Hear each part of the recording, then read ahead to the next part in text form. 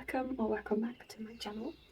In case you're new here, my name is Emily, and today I'm going to talk all about all the books that I read in May. So this is my May reading wrap up. I've read 17 books this month, which is, I guess, an average for me these days. But I read more books in the audiobook format because I've just been listening more to audiobooks than physical books, I'd say. So I read 10 physical books and 7 audiobooks. It used to be a bit like, the ratio used to be a bit different between those. Like, it used to be like, I only recently got into audiobooks. Anyway, yes. So I read 70 books this month. 8 of those were from my May TBR. Well, 9 were mood reads. Yes, I just couldn't stick to my plan. I just sometimes needed something else. Didn't feel like historical fiction or something more serious, so I included some more mood reads in there. I had quite a few surprises, quite a few disappointments, and yeah, so I just thought I'd quickly mention all the ones that I'd read and then point out all the ones that were surprises and disappointments.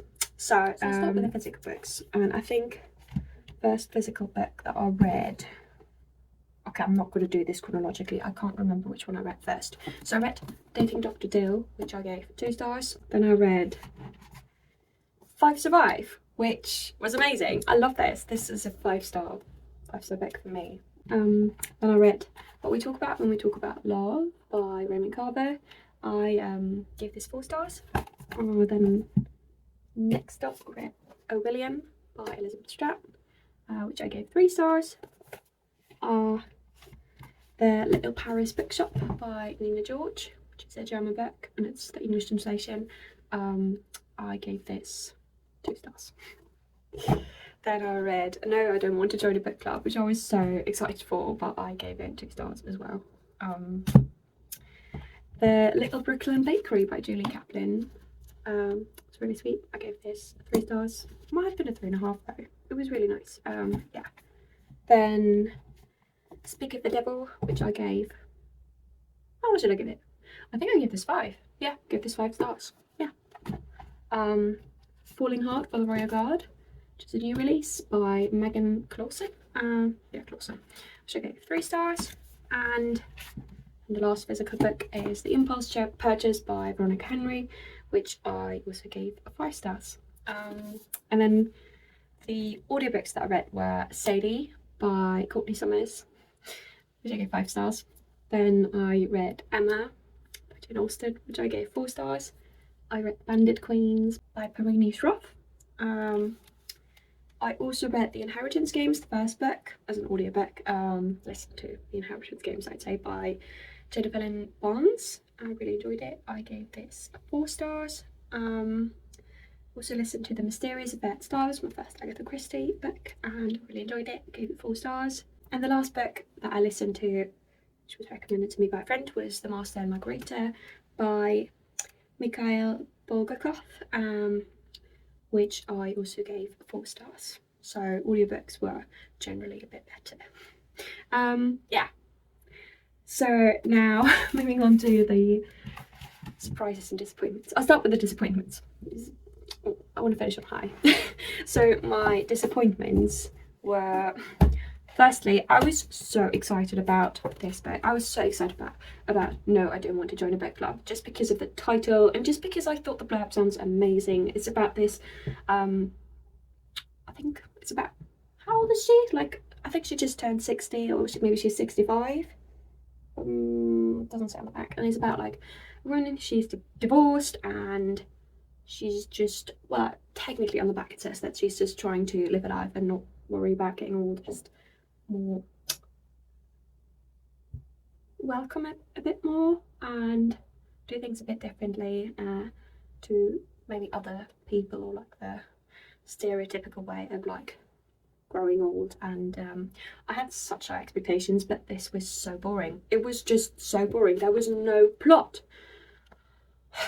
I hated it. Well, I didn't hate it. The thing is, I thought it was really well written. I loved the writing style, but I just could not get on with non-existent plot, and the character was also a bit, I did not like the character, and I don't really enjoy books when I don't like the main character if it's written from a first person perspective, which this is. And yeah, there just nothing happened. It was just very boring.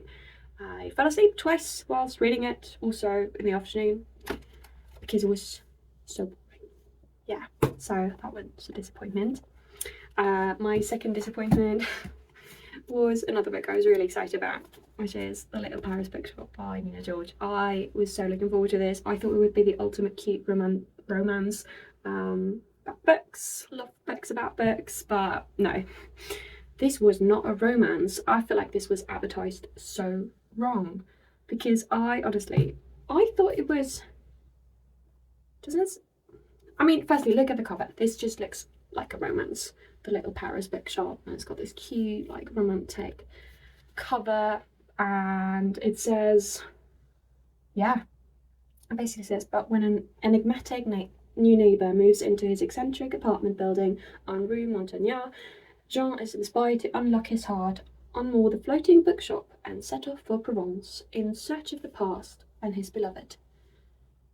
This sounds like a romance, and it really isn't. And I just didn't like it. I really didn't. I was so close to just DNFing it, but I got through it. Would not recommend. I don't know. It wasn't. I feel like if I hadn't gone into it thinking it would be a romance, maybe I would have given it 3 stars, because it wasn't technically a bad book.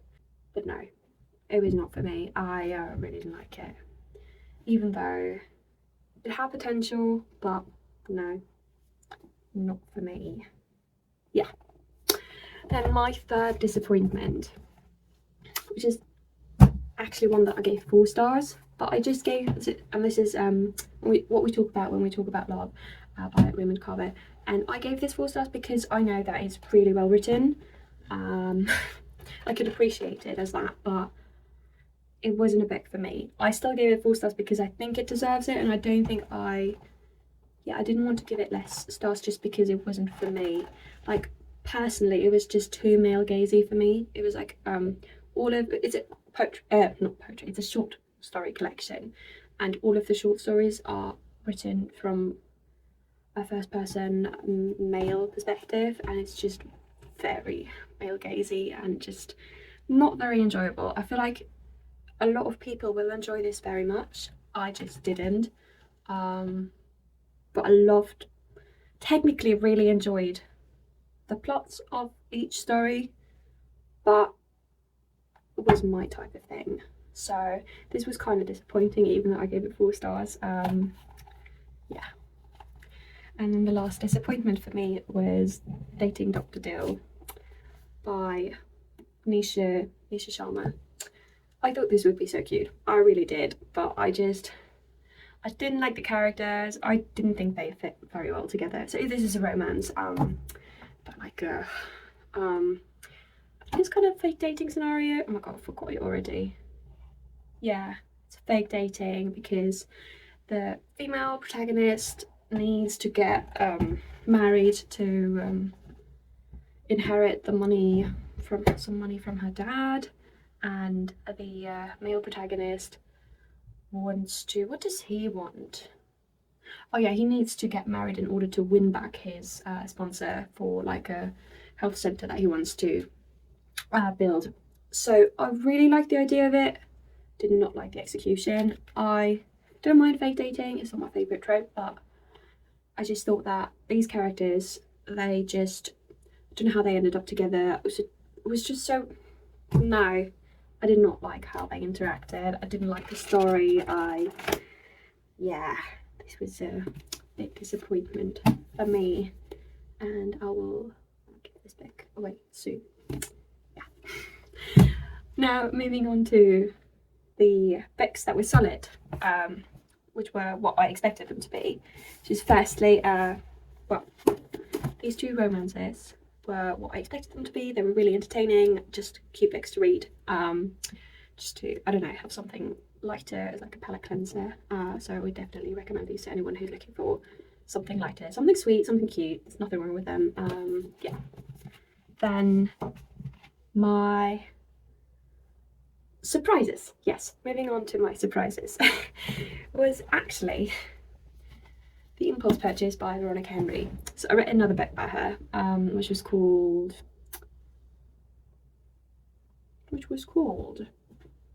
How to Fall in Love in a Bookshop. And I gave that other book 3 stars. So I thought this would be like a cute little book that I'd just enjoy. But it just took me by surprise and I absolutely loved it. I cried, I laughed, I loved all the characters. It's a 3-generation story about grandma, mum and the daughter also already has a toddler, but obviously the toddler doesn't have a POV in the story. It's just like the 3 women and then about their love lives and just their lives in general, their paths to happiness, and they open a pub together in a little small town in England, and I loved it so much. I loved all of the characters, the women, their men, potential partners and love interests, and even just random very small side characters. They were all so lovable and I loved it so much. Yeah.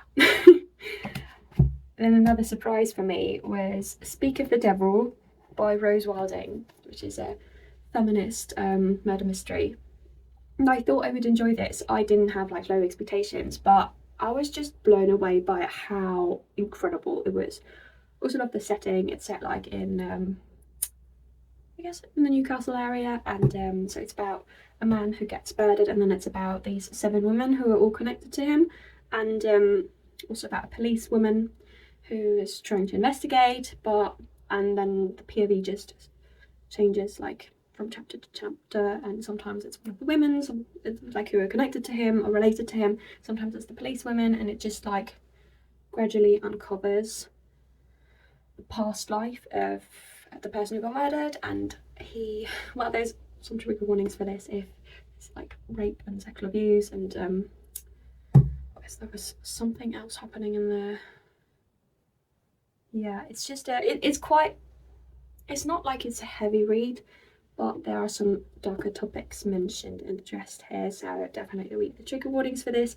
But I absolutely love this one. It was, yeah, even though all of the characters, like not all of the characters were super lovable, but it was just so round. Like the characters were just so round and well written, and I absolutely loved it so much and devoured it. And I also quite like that it's like every chapter's got like the date, so it's set in I think the whole story takes place within a month or something, and then the chapters begin with like another day or something, and the different perspectives. It says which perspective it is at the start of each chapter. Like here, this chapter, for example, is from Nova's perspective, who is the female police officer, and the female police officer is also in a casual relationship with one of the women who were not involved but connected to him, the man who got murdered. So this was amazing and I would highly recommend, and this actually only comes out this month, I believe, so in June, because I got this proofread copy, so I got to read it in advance. But I would highly recommend this to anyone who wants to read really good crime murder mystery. Then I had, how many more surprises did I have? I feel like this might have been it. No. So with regards to the audiobooks, like most of them were quite solid. Really enjoyed Sadie, but I expected it to be really good. I gave it 5 stars. It's this podcast type of writing style, so half of the chapters are kind of written like a podcast, and I listened to it as an audiobook, so it was just really engaging and just really not authentic, but just it came across as really real, and it didn't really feel like a fiction book, even though obviously it was also heavy topics addressed, so definitely read the trigger warnings for that one. But it's an amazing book. It's a young adult I guess murder mystery, just mystery. It's about a girl who is found murdered, and then her sister goes missing, which is Sadie, and then someone, like a local reporter, starts a podcast to like find out what happened and why this other girl, Sadie, who's like 17 at the time, why she went missing, and wants to uncover the truth. And then the other half of the chapters are written from Sadie's perspective and just her journey after her younger sister's death. And it was an incredible book, and I would highly recommend. Yes. Then I also read Vanessa Margarita because one of my friends recommended it to me. She's Russian, and she thought that if I wanted to start reading Russian literature, I should start with this one because it is quite a light book to read. It's so weird. It's like a mix. I feel like it's kind of like a satire of religion, and then also criticizing the Russian elite in the early 20th century. It's a magical I guess it's a magical realism book because there's like a character who is kind of like the devil, and he's like a magician. He also pretends to be a magician in the novel, but he can actually do magic, perform magic in this book. And then he also like tells a lot of stories about this past man in antiquity, and like who Christie's is, it's a different name in this book. And it was so weird, but it was very entertaining. There was a talking cat.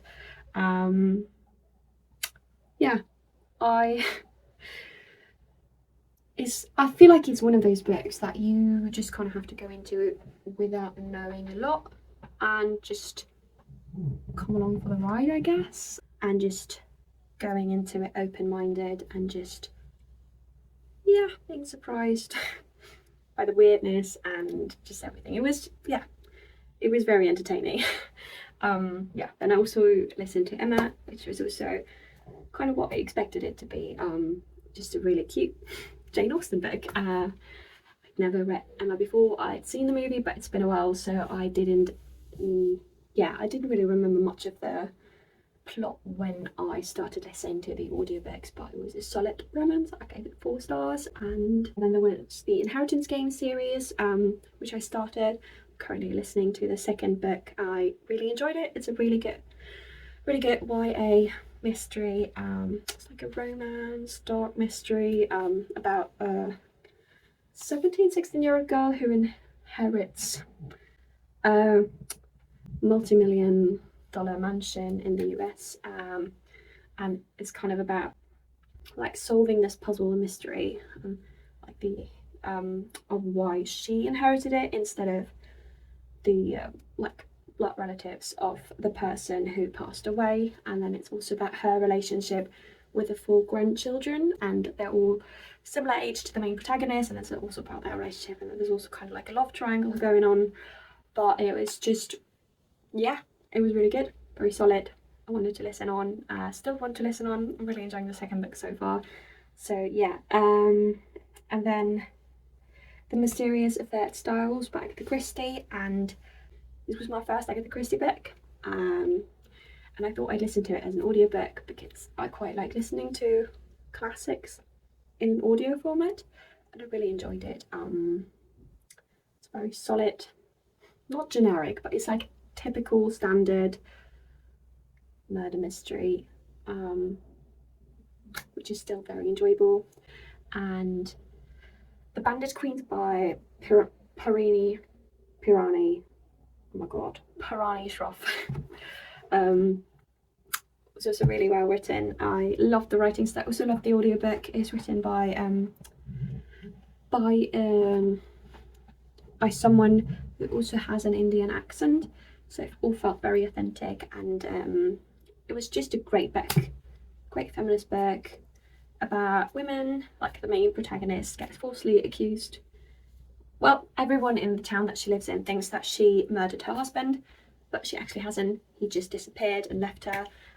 She kind of lets everyone believe that she killed him because it makes her life safer. If everyone thinks that she's a dangerous woman, then it keeps like potential threats and like criminal men away from her, also criminal women. But then the other women in the town and the community start coming up to her and ask her for help to get rid of their husbands who have been physically abusive or sexual abusive, and so it addresses a lot of dark topics, but is still a really light read, and I really enjoyed this combination.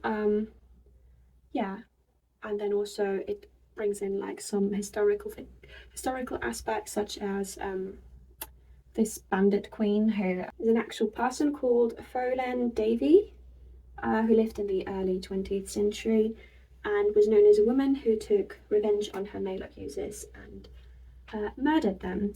So the main protagonist, Gita, who is like thought to have killed her husband, he uses her as a role model, and also like there's lots of references to this bandit queen from the past, and it was just very well written. I loved the plot, loved the story, loved the characters, even though some of the characters were very dodgy, but it was still loved it. And then there was like, so it definitely wasn't a love story, but there was also a friendship going on, a bit more romantic than a friendship, but there's also like, I don't know, it was just a very complex novel and just really, really enjoyable, and I would highly recommend it.